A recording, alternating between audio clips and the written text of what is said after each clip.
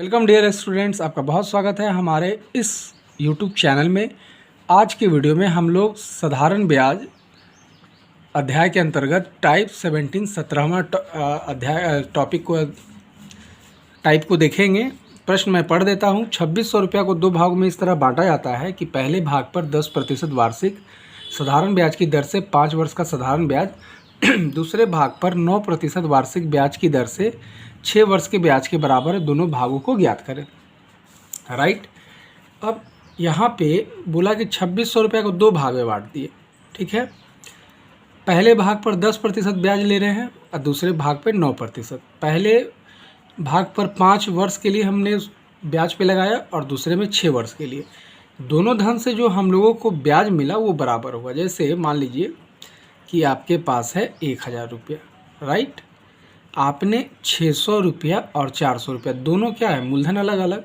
600 रुपया और 400 रुपया अलग अलग समय के लिए आपने क्या किया, इन्वेस्ट किया। जैसे मान लीजिए कि आपने इस धन को 5% ब्याज दर पर 2 साल के लिए लगाया, 2 ईयर्स के लिए, तो 10% कितना हो गया, 60 रुपया हो गया।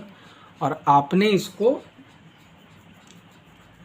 क्या किया, लगाया, मान लीजिए कि 5% से आपने लगाया। ठीक है, तो 1 साल का ब्याज कितना होगा, 20 रुपया। तो आपने इसको 3 साल के लिए लगाया, तो 20 कितना हो गया, 60 रुपया। तो प्रश्न हो गया ना कि 1000 रुपया को दो भागों में इस तरीके से बांटा जाता है कि प्रथम भाग पे 5% की दर से 2 वर्ष बाद मिलने वाला साधारण ब्याज, दूसरे भाग पर 5% की दर से 3 वर्ष बाद मिलने वाले ब्याज के बराबर होता है। ठीक है, मान लीजिए दर का प्रतिशत इधर उधर कुछ हो सकता है, दोनों ब्याज बराबर है। ये एक क्वेश्चन है हमारा। अब यहाँ पे आप देख रहे हैं कि टोटल प्रतिशत अगर हम देखें 5 दूना 10%, यहाँ टोटल प्रतिशत देखें 15%। इसका मतलब स्पष्ट है कि जिस धन का वैल्यू ज़्यादा होगा उसका प्रतिशत कम होगा, और जिस धन का वैल्यू कम होगा उसका प्रतिशत अधिक होगा। और फिर भी अगर दोनों बराबर है तो निश्चित रूप से कम धन, जिस भाग में कम धन लगा हुआ है उसका प्रतिशत निश्चित रूप से क्या होगा, अधिक होगा। और जिसका धन ज़्यादा लगा हुआ है उसका प्रतिशत अलग होगा। यानी अगर हम ब्याज के हिसाब से देखें तो हमको ब्याज कुछ इस तरीके से मिल रहा है, एक के धन का 10%, दूसरे के धन का 15%, राइट। लेकिन अगर हम मूलधन के हिसाब से देखें तो ये इसका क्या हो जाएगा, उल्टा हो जाएगा, क्योंकि जिसका मूलधन ज़्यादा होगा उस पर ब्याज प्रतिशत कम होगा, तभी तो दोनों इक्वल होगा। जैसे आपने यहाँ देखा 600 रुपये का वैल्यू अधिक था तो 600 का 10% लेंगे तो 60 होगा, और इसका अगर हम 10% लेंगे तो 40 ही होगा। यानी इसका 10% इसके 15% के बराबर है, राइट। हम रेशियोज़ को करेंगे तो क्या हो जाएगा, 3:2। यानी टोटल धन 1000 कितने भाग में होगा, 5 भाग में, जिसमें से 3 भाग होगा बड़ा वाला भाग और 2 भाग होगा छोटा वाला भाग।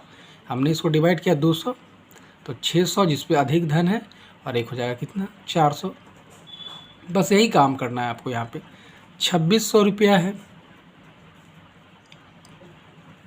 2600 रुपया है। आप इसको 2 तरीके से बना सकते हैं। एक ट्रेडिशनल जो मेथड है उससे भी आप बना सकते हैं। जैसे एक धन को मानेंगे x तो दूसरा को क्या मानेंगे, 2600 माइनस x, और दोनों बराबर है, मतलब SI is equal to SI। तो आप मानेंगे मूलधन गुने समय गुने दर बटा में 100 बराबर 2600 माइनस x, यानी मूलधन गुने समय गुने दर बटा में 100। यहाँ से x का वैल्यू आ जाएगा मूलधन का, राइट। दोनों भागों को ज्ञात करना है तो 5% वाला का यानी x आ जाएगा, और जो वैल्यू आएगा आप 2600 में से घटा देंगे तो दूसरे भाग का धन आ जाएगा। ये है। अगर दोनों धन का रेशियो पूछे तो वो भी आप बता सकते हैं। लेकिन हमारा जो तरीका है बनाने का, क्या करना है, 10×5 = 50, एक पर 50% ब्याज मिला और एक पे कितना मिला, 9 × 6 9 × 6 54%। और हम लोग यहाँ से समझ चुके हैं क्या हो रहा है। तो धन जो होगा ये तो ब्याज प्रतिशत का हो गया, और धन जो होगा ये इसका उल्टे भाग में इन्वेस्ट होगा, राइट। अब इसको काटेंगे हम लोग 2 से, तो 27, और 2 से काटेंगे तो 25। 27 और 25 को हम लोग जोड़ लेंगे तो टोटल हो जाएगा कितना, 52। तो 52x यानी 52 बराबर भागों में 2600 रुपया, तो x बराबर 2600 बटा में 52, आप काट दीजिए 13 गुने 4, 13 दूना 200, यहाँ आ गया 50।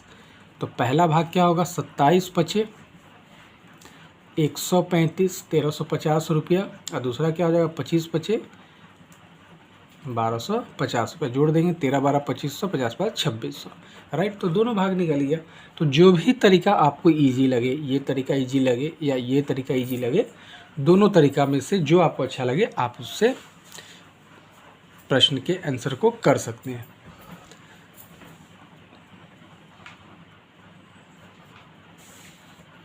तो आशा करता हूँ कि यह टाइप आपको बहुत अच्छे से समझ में आया होगा, और जो आपने टाइप देखा है सेम टाइप को यहाँ टेबुलर फॉर्म में अरेंज किया गया और 20 क्वेश्चन आपके प्रैक्टिस के बनाने के लिए है।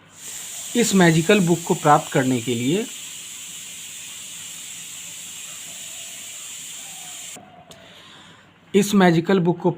के लिए और हमसे व्हाट्सएप ग्रुप में जुड़ने के लिए इस वीडियो के डिस्क्रिप्शन बॉक्स को चेक करें। आपके कोई भी सुझाव, शिकायत, क्वेश्चन, क्वेरी हो कमेंट बॉक्स में लिख करके बता सकते हैं, और हमें बहुत सपोर्ट करें। अगर यह वीडियो पसंद आया तो अपने सभी ग्रुपों में इसे शेयर करें। बहुत बहुत शुभकामनाओं के साथ, धन्यवाद।